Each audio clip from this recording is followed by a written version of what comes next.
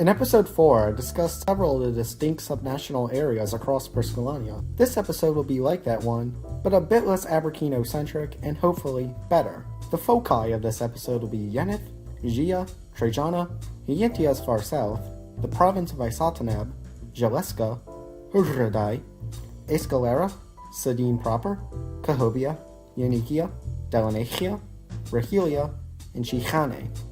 Nowadays, Hiyentia is split between two large countries, or more accurately, one large one and one absurdly large one. However, this status quo has only existed for scarcely 200 years. Before that, Briskillanya's most occidental landmass consisted of a number of nations more appropriate for an entire continent. Hurridae and Yeneth still existed as coherent polities, but they were both exclusive to the parts of Hiyentia north of the Yeneth Desert. They also weren't alone, since there was another kingdom in northern Hiyentia, Yeneth. Among the three main North Hiyentian cultures, Yeneth was always the smallest in terms of land area and population due to its natural geographic borders being more restricted than those of Yeneth and Hurridae, and its geography just not being very good. But it avoided conquest for a very long time by always making sure to have a defensive path with whichever power wasn't currently eyeing its territory, and occasionally playing the two off of one another. When Yeneth was not currently staving off existential threats, they had some unique accomplishments in the art, science, and exploration, like being the first country to launch a trans-Saharan voyage. Yeneth's location also allowed it to absorb parts of Hurridae and Yentonian in South Hiyentian culture, and while the absolute monarchy was by no means progressive, the planet's westernmost country became a place where social outcasts from Hurridae and Yeneth could go to live under a bit less scrutiny. All of this came to an end when the increasingly powerful Yeneth and Hurridae swiftly invaded and partitioned Yeneth. The quality of life for Yenethese fell in both sectors, as both Yeneths were primarily used as resource colonies, and Yentonians and Hurridaes were encouraged to move en masse into Yeneth, to the point of the Yenethese portions of the Radbar Desert developing a supermajority of settlers. This gave them very little control over their own lands. When the Imperialists won the Yentonian Civil War, the ordeal of the Yenethese worsened, as the new nationalist government considered the Yenethese culture and people inferior. The language and customs of Yeneth were violently forced upon the Yenethese, and Yentonians were installed as the districtual and local leaders of Yeneth's territory, and parts of the district of Yeneth were occasionally shaved off and ceded to Psadin Proper when their ethnically Yentonian populations got high enough. While things would never become good for them, the situation in Yeneth began to improve when the Yeneth expanded south and found new peoples to harass. Because the Yenethese were more similar to the core of the empire than these new nations, Yenethese were granted a few privileges that they didn't have before, like their language becoming legal again. This started the current status quo of Yenethese being the proved exception to the Yeneth-normativity of the empire. Nowadays, Yeneth is the most wealthy district in Yeneth that's not majority Yentonian, though their local leaders are still only about one-third Yeneth, and they have only one district as compared to the 23 in Yeneth proper, despite possessing a lot more than the 23rd of Yeneth proper's population. Keep in mind that each district has an equal amount of seats in the Imperial Assembly.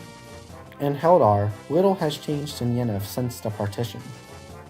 The Yenethese majority Hurridae region of Yenetobar, while somewhat autonomous and allowed to be ruled by Yenethese, has consistently been neglected by the government when it's not having resources extracted from it, so it is now the poorest part of the country, whether that neglect is out of malice or the government legitimately forgetting that Yenetobar exists. Outside of Hiyentia, there are large Yenethese communities in Barakach. Southern Hiyentia was historically completely different from the parts of the continent north of the Yeneth and from any other part of the planet. The inhabitants of these parts were descended from the second major wave of migration from Hurridae, spoke languages in their own very distinct branch of the Hurridae family, and practiced a version of Senili that differed significantly from the Henian variant. Southern Hiyentia, just as it was centuries ago, has a temperate climate and a sparse population compared to much of the north. The diffuseness of the population and its distance from other major regions led to Southern Hiyentia's technology evolving more slowly than northern technology.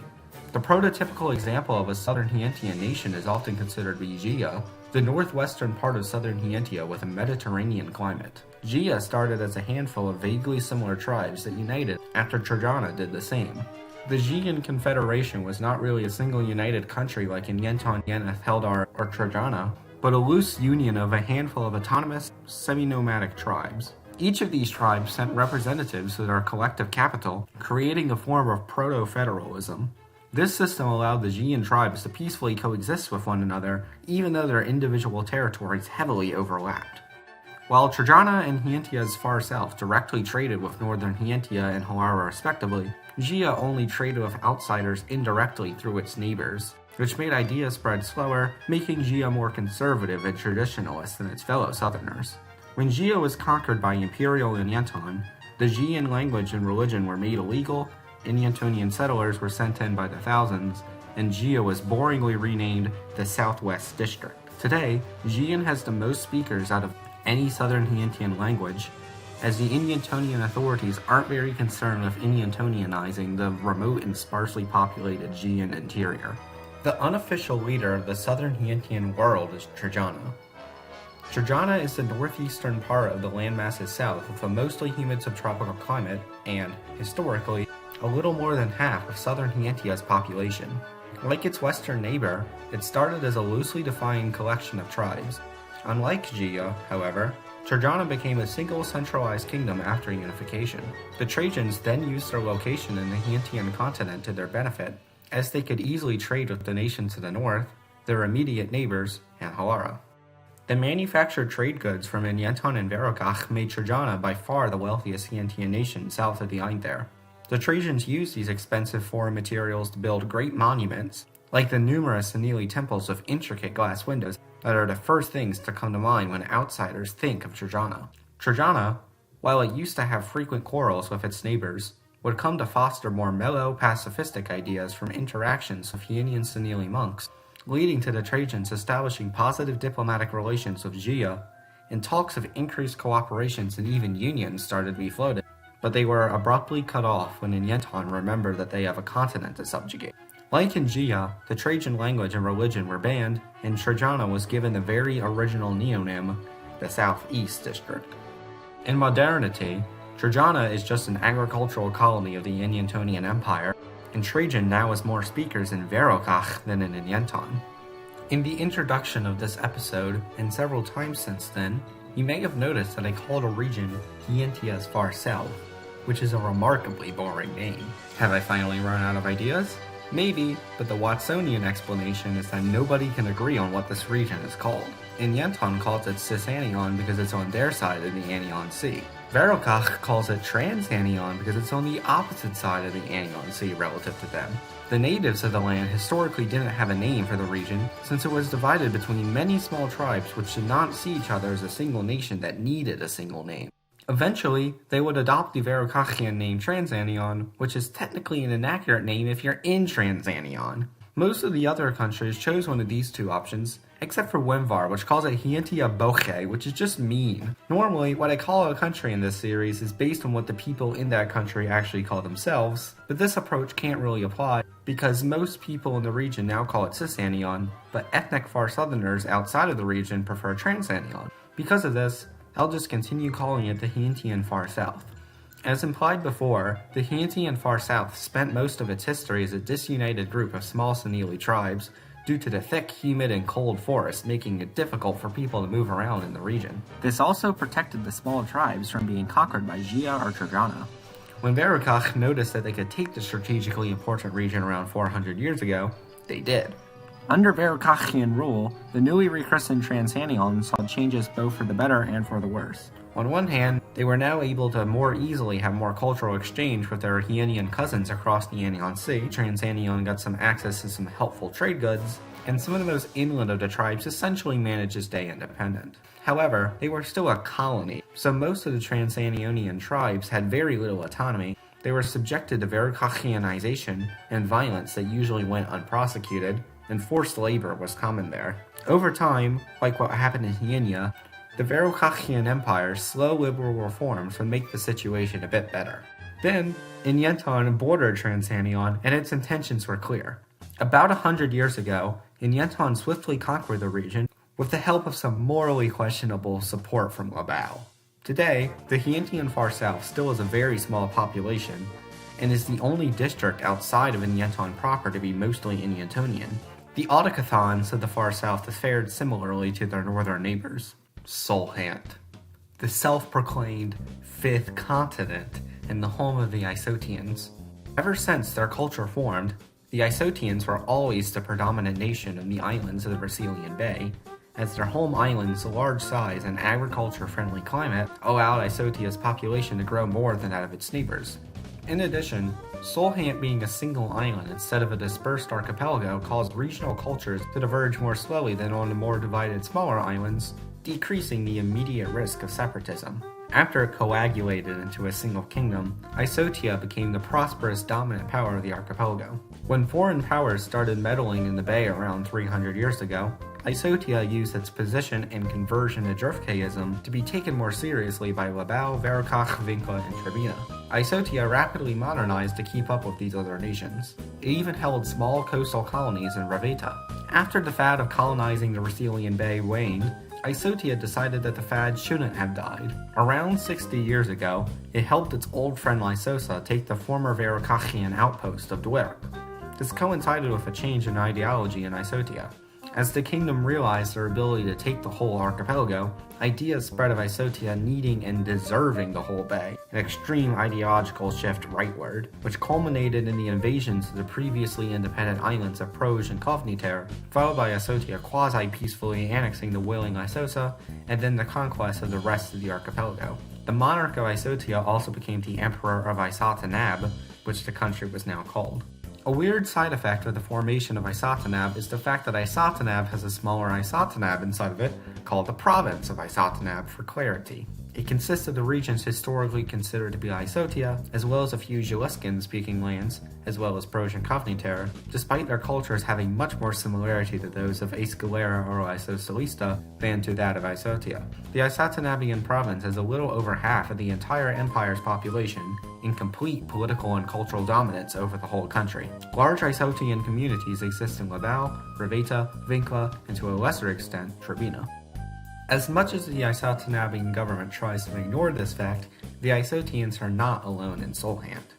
To the south of the island's central peaks is Zheleska, the second most populous Isotinabian province. The language and culture of Zheleska have close similarities to those of the Isotians, but also some important distinctions, like Zheleska historically being much more of a land-based civilization than the maritime Isotia. Zheleska started as the Solhanti peoples that didn't join the fledgling Isotian kingdom, due to being shielded from the rest of the island by the central highlands and the two Zheleskan rivers. After Zheleska became a single kingdom, its relationship with Isotia varied a lot over the centuries, from close alliance to Isotia's multiple failed attempts to seize Zheleska. While it remained nominally independent throughout the era of Rahilia colonization, it was somewhat economically dependent on Labau, and briefly outright became a Labauian protectorate. By the way, Labau only did this because Veracach was doing it too. Veracach only set up Rasilian colonies to inland Labau. This period created Zheleska's Labauian and Labauian Zheleskan minorities in the unique version of Drufkaism with influences from Boisism historically practiced by some there. When Labau left, Isotia soon invaded, successfully this time, and made some of Zheleska's inland north part of the Isotian province. The relationship between Isotinab and its Zheleskan province remains highly complicated and self-contradictory. On one hand, Isotinab has a level of appreciation, understanding, and inherent respect for its fellow Solhanti peoples, and the memories of the times that the two lands peacefully cooperated, but there is also deep resentment from those times that the weaker Zheleska humiliated Isotia on the battlefield, and the far-right Isotinabian government despises the Zheleska's mixed-race minorities. This leads to the current situation where Isotinab begrudgingly lets Zheleskan culture exist, under the condition that the Zheleskans don't act too Zheleskan. Outside of Zheleska, Raveta and Rahilia and Labau have sizable Zheleskan communities. Hurridae is the most normal Isotinabian province. It has a middling population, a moderate size, has a medium amount of autonomy compared to the other provinces, and is colder than 3 provinces but hotter than Lysolista. The Hurridaean province consists of 2 major islands, Hurridae itself and Rimskadae. The Hurridaeans speak a Rasilian language closely related to Lysosan, but the Rimskadaeans speak a Trebinic language closely related to Trebinan. In antiquity, the province contained a few tiny agricultural societies. Both islands had their own overarching government, but their grasp was very loose and indirect and only really existed to protect the island from outside forces, and the center of this government constantly changed. Rimskidai frequently communicated and traded with their western neighbors in Trejana, hence the Rimskidayan language not breaking from the Trebinic language family like the other languages of the archipelago did. Hurridae later became more centralized and invaded Rimskidai, taking its eastern third. During colonization, Rimskidai was voluntarily integrated, as an autonomous territory like Markan and Pensilista, into Trejana for protection from Verokach, Isotia, and Hurridae. Hurridae, on the other hand, got invaded by Verokach via their colony of Dwirk and had to cede their eastern coast. This period also saw Hurridae's domain convert to Drofkaism due to Verokachian influence. Today, Hurridaeans are exceeded only by Lysolistans in their Drofke fervor. Soon after Ravita got independence, Rimskidai wanted it too, so Trejana let them have an independence referendum, which the pro-independence faction won. When Laval gave Dwirk independence after occupying it during the Verokachian-Lavalian War, Hurridae immediately took back the Dwerki parts of their land, but also gave Rimskidai back a few pieces of land to bolster good relations. As Isotia crept closer to turning into Isotinab, Hurridae mainly kept to itself, though it may have tacitly helped the Eyskelerians during the Isotian conquest of Eyskelera in an attempt to prolong its own independence. Afterwards, Hurridae and Rimskidai were the only remaining states outside of Isotia's sphere of influence, and Isotia predicted that conquering the islands would be a long, arduous process that could risk getting Trejana and its friends involved. To avoid this, a propaganda campaign was launched in Hurridae to spread the conspiracy theory that the Rimskidaians were infiltrating Hurridaean society to make them turn away from their traditional Drofke values, a dress rehearsal for what Isotinab is now doing in Wemvar. This worked, and Hurridae was successfully coerced into helping Isotia and Lysosa invade Rimskidai in a war that only lasted a few days. The entirety of Rimskidai was offered to Hurridae under the condition that they joined the new nation of Isotinab, an offer they took on. Modern Hurridae is a very loyal province. Hurridaeans enjoy legal rights similar to Isotians and Lysosans, while Rimskidaians are significantly worse off. In addition to being ruled by Isotinab, the Lysolistan government also has some limited authority in Hurridae.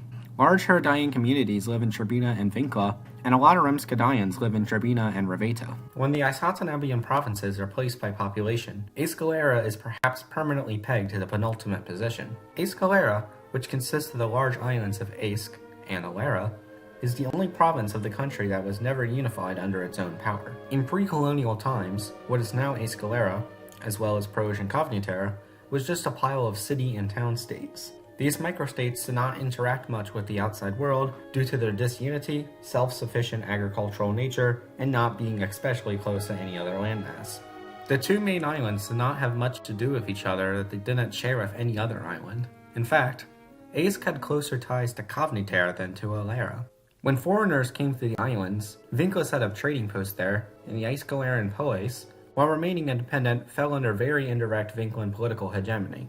The Vinklans did not allow Verokachian missionaries on the islands to prevent another Dwerk from happening. This, along with the island's pre-existing isolation, made Eyskelera the last area in the archipelago to adopt Drofkaism. The indigenous polytheistic pagan religions of the Eyskelerian people remained in the majority until well after their incorporation into Isotia. After Vinkla left, the people of Eysk and Elera got very nervous watching their southern neighbors fall to Isotia, so both islands became confederacies. When Isotia invaded both islands simultaneously, the defenders lost, but the imperial victory was a Pyrrhic one that took an embarrassing amount of time to complete. Today, Eyskelera is by far the Isotinabian government's least favorite province. Traditional Eyskeleran religion is incredibly illegal, but is still constantly practiced in secret in the inland mountains of the islands. The Eyskeleran people are forbidden from holding office in their own province. The province is the site of riots and small-scale insurgencies against Isotinabian rule. The Isotinabian government even sends industrial waste to Eyskelera despite the high cost of doing so out of sheer spite. Many Eyskelerans live in Vinkla, especially in the province of Rahilia. Despite the fact that many Western Abracunians, Halarans, and Hientians don't think about it a lot, Psadin is a huge and still growing country. It has upwards of 120 million people, making it the fourth most populous nation on the planet. At the core of this large state is Psadin Proper, a subkingdom that alone has over a third of the country's population. Psadin Proper was the first place in the Pydini continent to see human inhabitation, and the region's warm, wet climate and arable soil allowed the region to support the majority of the enormous continent's people. Because of this jumpstart and the region's ability to easily trade with Abrikeen, the middle of Pydene's Enian coast has been the hub around which the rest of Pydene revolves since prehistory. For example, the Far religions were just a Rahilian thing for a good few millennia until they reached the Psadini domains. Afterwards, Farism proliferated throughout the entire inhabited part of the continent in only 20-odd years.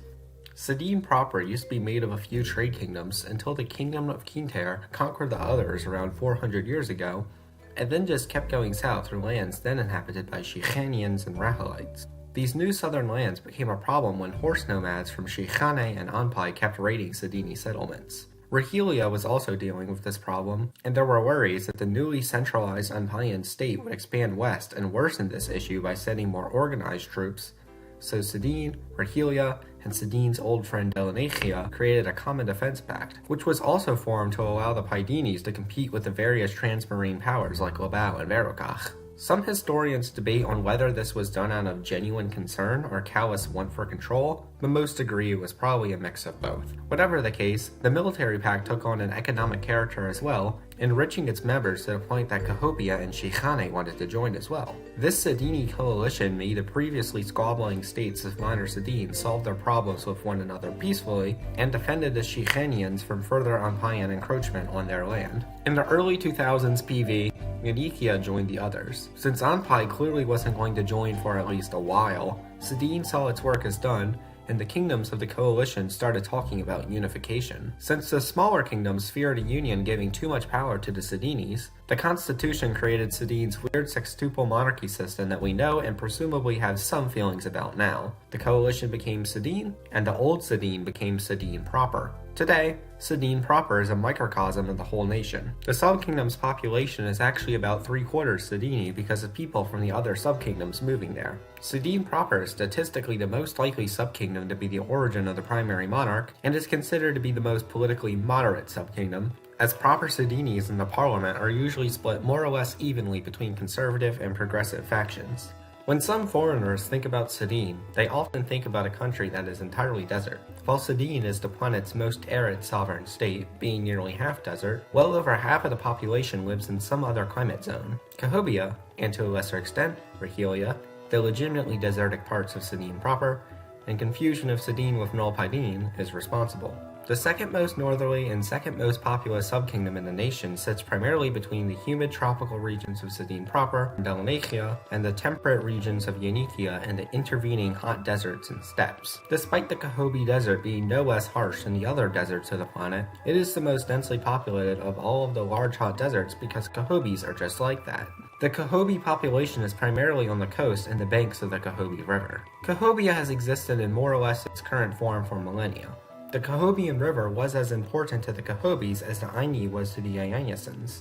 Ancient Khobias built impressive irrigation canals at the nation's periphery to keep the outskirts habitable. Because of their ample natural defenses, the Khobias did not interact with the outside world much until Psadine moved north to ask them to join their coalition. Khobia initially wasn't that interested, so Psadine basically bribed them by giving them a bunch of land. The modern subkingdom of Khobia is the largest subkingdom by area by a significant margin. Khobias consider Psadin Proper to be their best friend out of all of the subkingdoms.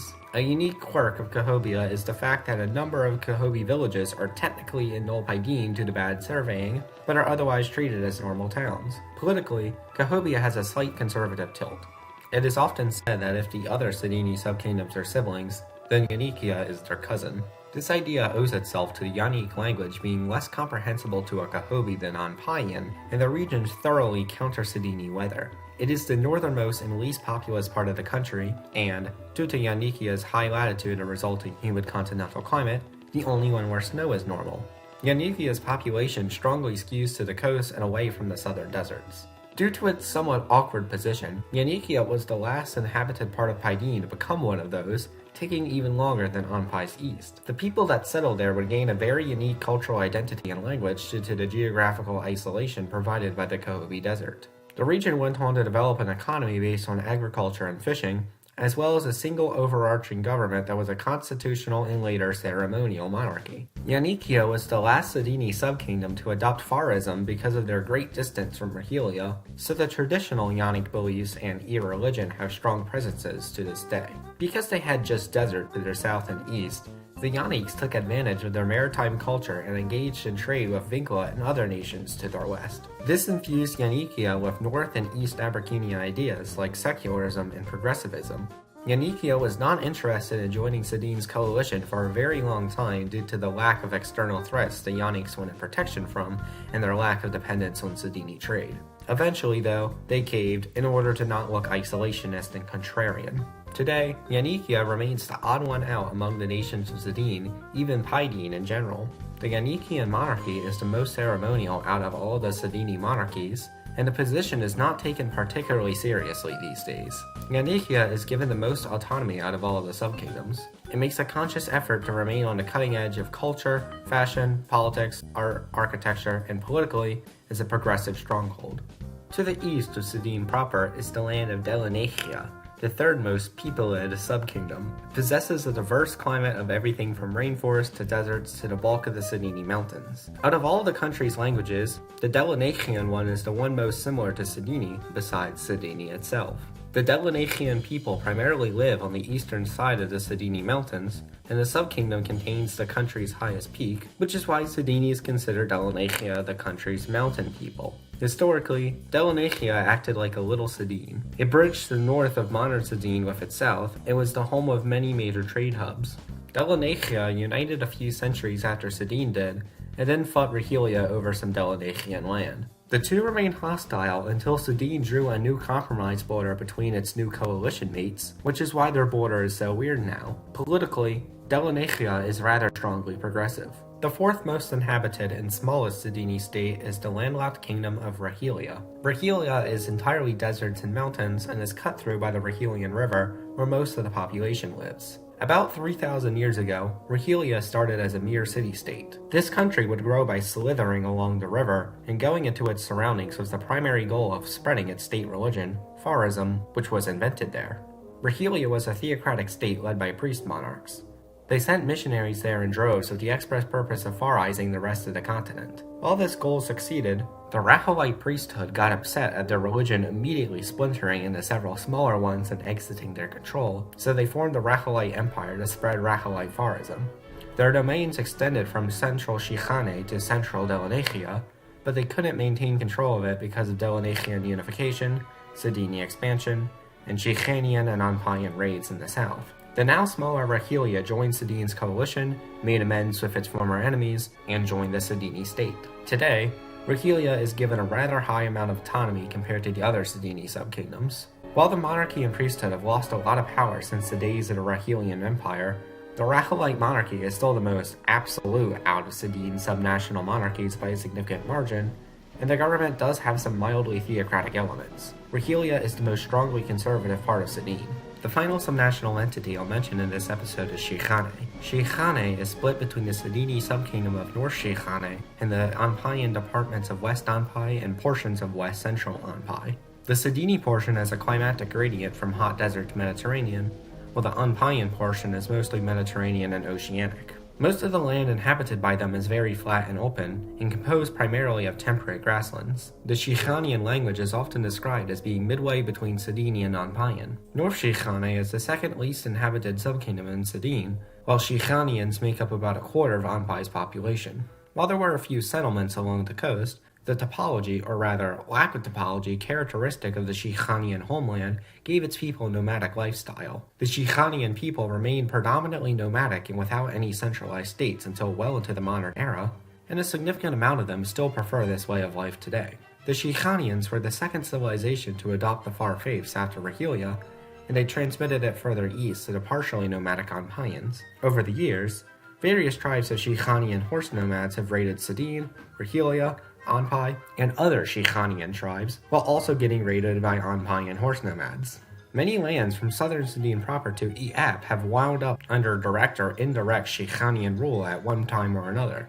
When Psadine's coalition formed, the Cixaneans knew that they should stop doing that or get conquered in return, so the Cixanean people started interacting with each other more, enabling the formation of a single, albeit fuzzy, Cixanean government. Then, Anpai invaded them and took most of their south, so the Cixanean rump state joined that coalition initially made to stop them, and then Psadine, et al., protected North Cixane from Anpayan conquest twice. Modern-day North Cixane is doing more or less fine. While it is the poorest subkingdom on average, they are a lot better off than the south. Cixanean politics is conservative, heavily influenced by religion, and they really want their south back. Meanwhile in the south, the Anpayan government likes pretending that the Cixaneans don't exist. They don't have their own department, as their homeland is arbitrarily sliced between West and West Central Anpai, and their language is not allowed to be taught in schools.